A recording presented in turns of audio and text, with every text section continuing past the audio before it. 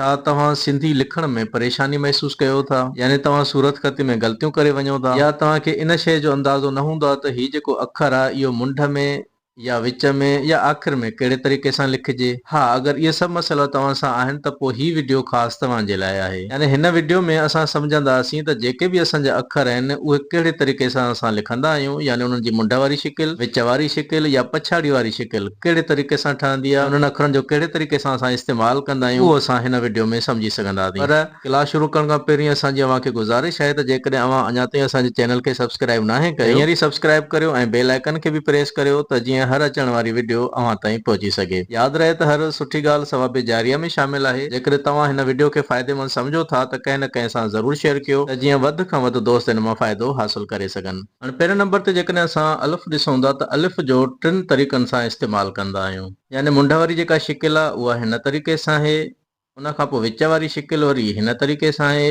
जॾहिं त पछाड़ी वारी जेका शिकिल आहे, आख़िरी जेका शिकिल आहे अलिफ जी, उहा हीअं आहे। मुंड में जेकॾहिं असां इस्तेमालु कंदा आहियूं जीअं अरशद, अफ़ज़ल, असलम, यानी हिते मुंड में असां अलिफ जो इस्तेमालु कयूं था। यानी अ करे अगरि असां इस्तेमालु कंदासीं त अहिड़े तरीक़े सां कंदासीं। पोइ अरशद हुजे, अफ़ज़ल हुजे, असलम हुजे, कहिड़ो बि असांजो अखर जेको अलिफ सां शुरू थिए थो त उहो मुंड में असां अ करे यानी अलिफ सां लॻाए करे हीअं इस्तेमालु कंदासीं। उन खां पोइ विच वारी सूरत में असां अलिफ कीअं इस्तेमालु कंदा आहियूं। विच वारी सूरत मां मुराद अलिफ कंहिं बि ॿिए अखर सां गॾु अचे, पर उन खां पोइ बि वरी 2-3 अखर भली अचनि, तॾहिं असां उनखे विच वारी शिकिल चवंदा आहियूं। विच वारी शिकिल में हिन तरीक़े सां इस्तेमालु कंदा आहियूं जीअं आबिद, हमाद, हाशिम। हाणे ऐन सां गॾु अलिफ बि आहे, पर हिते यानी ऐन अलिफ वारो अखर जेको आहे हिते विच में आहे, ऐं उन खां पोइ बे ऐं दाल बि आहे, आबिद करे असां पढ़ूं था। जीअं हमाद हे मीम सां गॾु अलिफ बि आहे, पर उन खां पोइ वरी दाल बि आहे, यानी इन खे असां विच वारी शिकिल चई सघूं था। उन खां पोइ पछाड़ी वारी जेका शिकिल आहे अलिफ जी, उहा वरी आख़िर में जीअं असां इस्तेमालु कंदा आहियूं, जीअं दुनिया, शर्मा, बिस्मा, अहिड़े तरीक़े सां। यानी कंहिं बि लफ़्ज़ जे आख़िर में अगरि अचे जीअं दाल, उन खां पोइ नून, ये ऐं अलिफ, यानी अलिफ ते इहो अखर असांजो एंड थिए थो, त इनखे असां पछाड़ी वारी शिकिल चई सघूं था। यानी अलिफ जो जेको इस्तेमालु आहे उहो 3 इन्हनि तरीक़नि सां असां इस्तेमालु कंदा आहियूं। यानी इहो जेको असांजो अलिफ वारो अखर आहे इहो असां कहिड़े तरीक़े सां इस्तेमालु कयूं था, यानी अलिफ असां मुंड में चऊं था, या विच में उहो आवाज़ कढूं था, या लास्ट में उहो आवाज़ कढूं था, त उन हिसाब सां वरी उन अखर जो इस्तेमालु कंदासीं। उन खां पोइ जॾहिं असां बे बदक ॾिसंदा आहियूं त बे बदक जो इस्तेमालु बि इन्हनि 3 तरीक़नि सां असां करे सघूं था। यानी उनजी मुंड वारी शिकिल, विच वारी शिकिल ऐं आख़िरी शिकिल, यानी पछाड़ी वारी शिकिल अलॻि अलॻि आहिनि। हाणे इन में रुॻी बे जो असां मिसाल खणूं था, पर इन बे जी जेका बि फैमिली आहे, जीअं बे बकरी, बे बित, ते तारो, या थे थेलो, टे टोपी, टे ठूठ, से सवाब, पे पग, इहे जेके बि अखर आहिनि बे जी फैमिली वारा, इहे सभु अखर अहिड़े ई तरीक़े सां इस्तेमालु थींदा आहिनि। कीअं? हाणे जीअं बे जी मुंड वारी जेका शिकिल आहे उहा हिन तरीक़े सां आहे।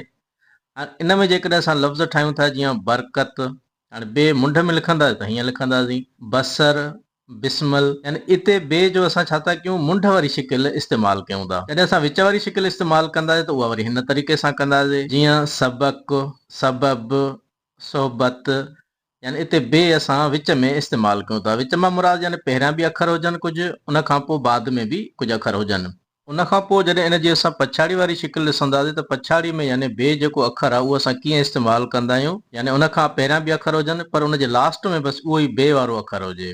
जीअं बलब, वहब, कलब, यानी हिते बे ते उहो लफ़्ज़ जेको बि हुजे एंड ते, त बे असां वरी इन तरीक़े सां लिखंदासीं। हाणे इन में जीअं असां बे जो इस्तेमालु कयो त बे सां गॾु जेका बि बे जी फैमिली आहे, इहे सभु अखर असां इन ई तरीक़े सां मुंड में, विच में ऐं आख़िर में इस्तेमालु कंदासीं।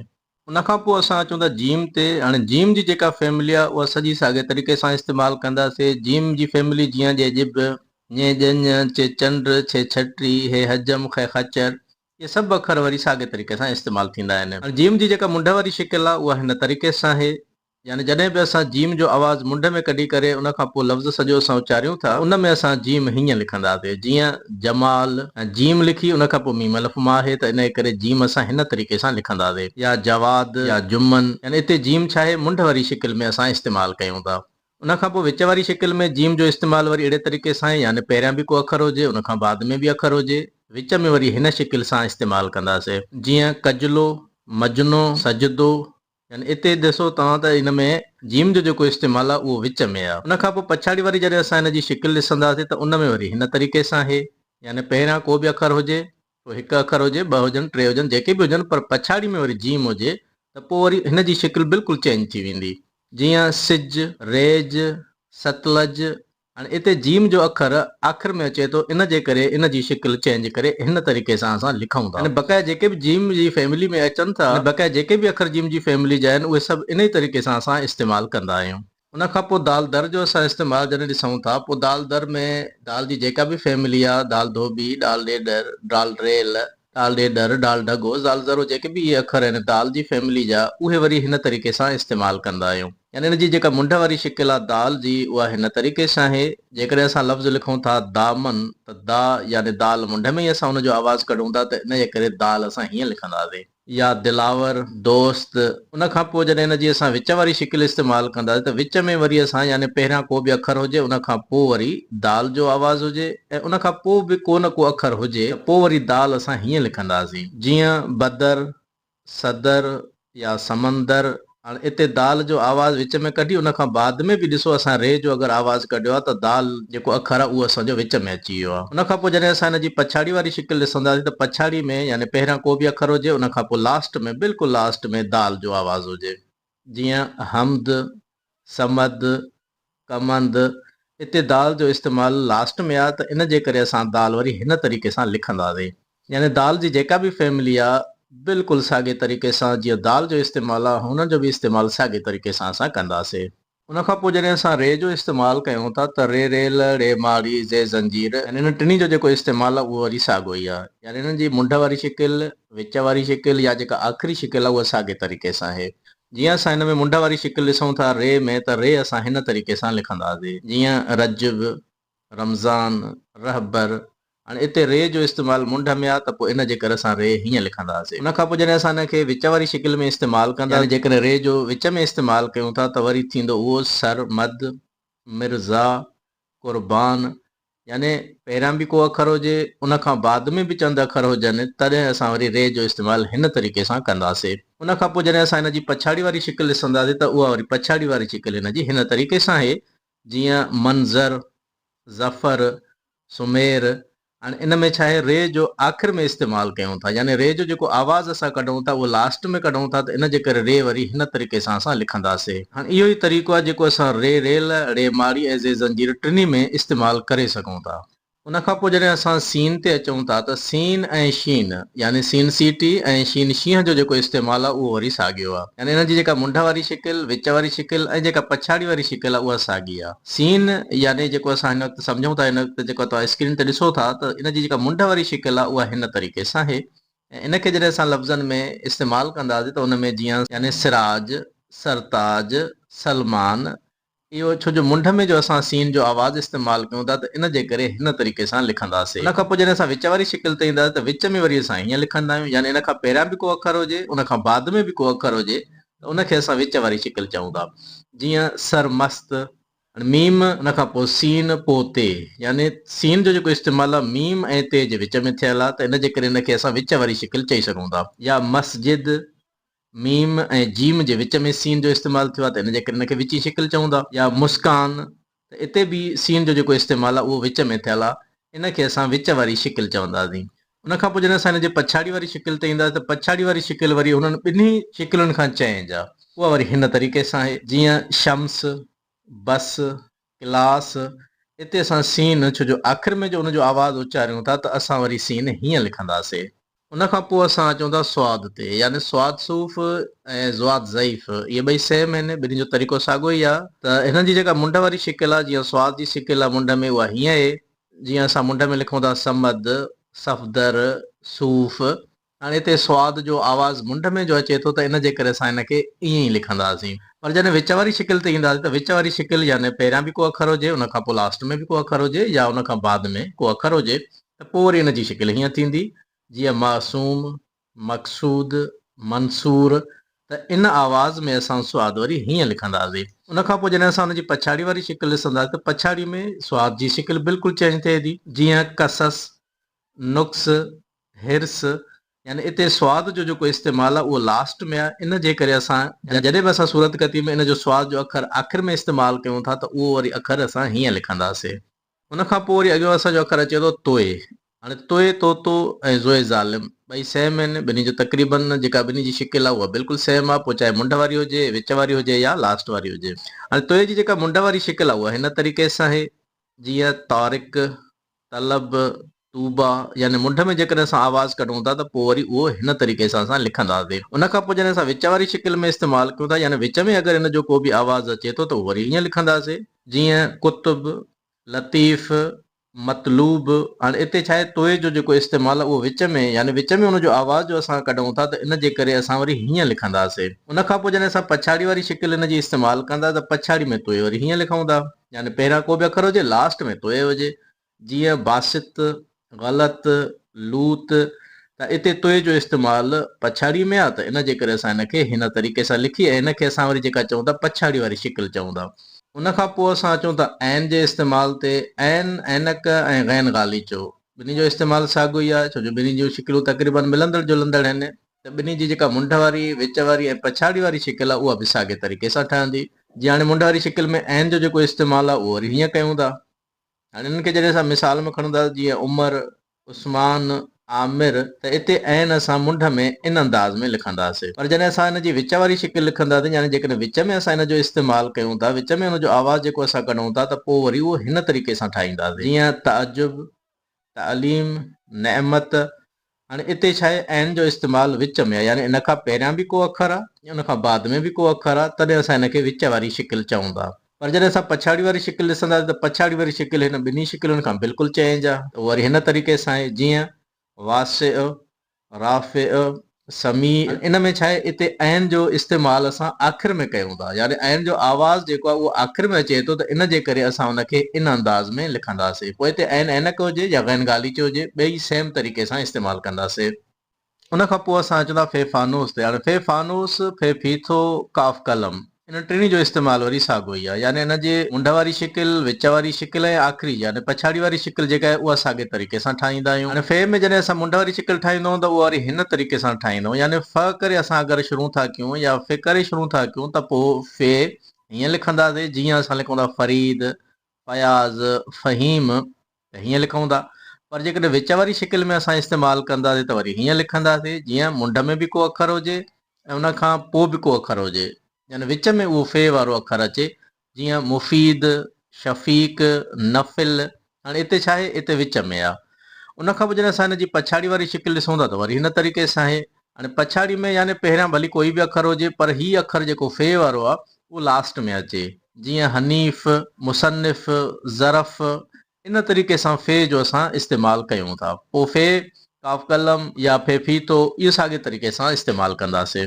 उन खां पोइ जॾहिं असां काफ जो आवाज़ सिखंदासीं, यानी काफ जो इस्तेमालु टिनि शिकिलुनि में कीअं इस्तेमालु कंदा आहियूं, जीअं मुंड वारी शिकिल में हिन तरीक़े सां इस्तेमालु कंदा आहियूं, यानी अगरि मुंड में इस्तेमालु कयूं त हिन तरीक़े सां लिखंदासीं। हिनखे जॾहिं असां मिसाल सां सम्झूं था, जीअं कोमल, काफ मुंड में आहे, उन खां पोइ ॿिया अखर अचनि था। उन खां पोइ कश्मोर, कमज़ोर।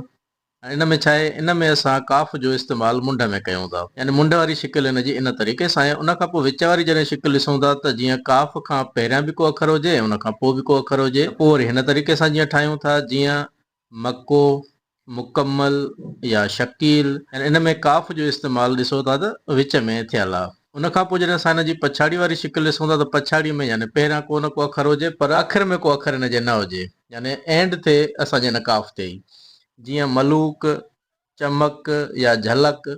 इन में छा आहे, काफ जो इस्तेमालु बिल्कुलु लास्ट में आहे, इन जे करे असां हिनखे पछाड़ीअ वारी शिकिल चवंदा आहियूं। उन खां पोइ खे खट जो इस्तेमालु जॾहिं असां सम्झूं था इन टिनी शिकिलुनि में, त इन में यानी खे खट सां गॾु गाव गॾ, गे गऊं, इहे बि अखर हिन में इस्तेमालु कयूं था, यानी साॻियो ई तरीक़ो आहे उन्हनि अखरनि जो बि। जीअं हाणे मुंड वारी शिकिल में असां हीअं लिखंदा आहियूं खे, यानी इन खां पोइ वरी को न को अखर इस्तेमालु थिए, पर मुंड में हीअं थींदो, जीअं खट, खप या खॾ।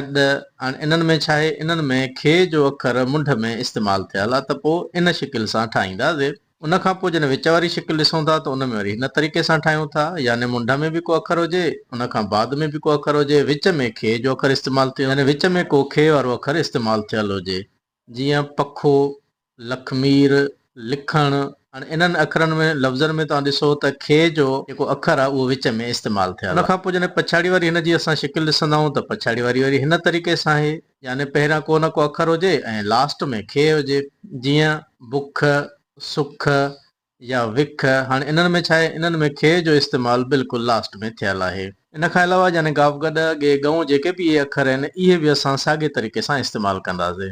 उन खां पोइ अचूं था गे घोड़ो ते। गे घोड़ो जूं बि टे शिकिलियूं आहिनि, यानी मुंड वारी शिकिल, विच वारी शिकिल ऐं पछाड़ी वारी शिकिल।